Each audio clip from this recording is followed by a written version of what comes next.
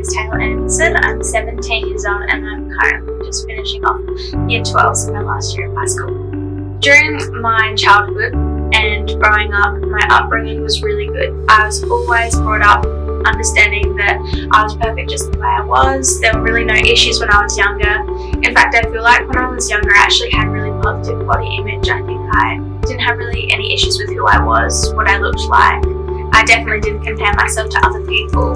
When I started struggling with my eating disorder, I think some of the main feelings that I was experiencing were just feelings of unworthiness, not feeling good enough, constantly focusing on what I looked like, and just completely forgetting about everything else that was going on in my life. I was so solely focused on this idea of being healthy.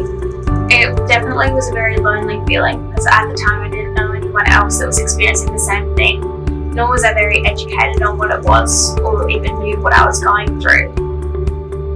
I think through the eyes of society, healthy does mean to be thin, to eat cleanly, to look a certain way,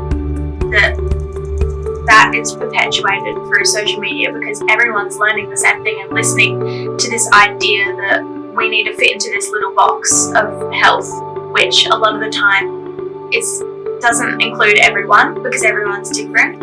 And so I feel like, to me, healthy was eating lots of good foods, exercising a lot, ensuring that I wasn't overweight, but little did I know that being underweight was just as unhealthy.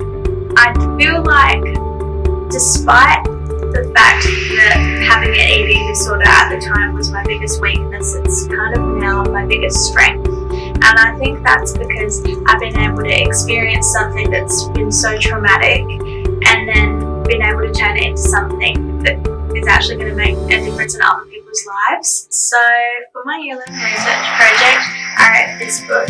It's called Why Don't I Have That? And the question that I was answering for my research project was based around supporting young people in reducing the negative impact that comparison culture can have on mental health, specifically because I felt like comparison culture was one of the things that was really detrimental and just contributed vastly to my eating disorder. And so it follows the journey of a little fairy wren who lives around a lake with lots of other birds and compares herself to all of them. But then at the end, she sees her reflected in the lake and realises that she's beautiful just the way she is, and that every bird is perfect just the way they are, including her. It's all about really positive mindset, trying to flip that little switch in your brain that's telling you something that's not true and telling you something so negative. Because although a lot of the time we think negative thoughts overpower positive thoughts, if we switch that around, imagine how powerful we could all be if we all try to be positive.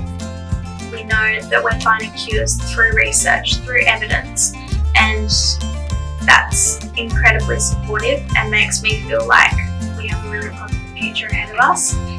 And I just never knew that there was a research foundation that was dedicated to specifically supporting people with mental health issues when it's such a vital issue that's going on and so many people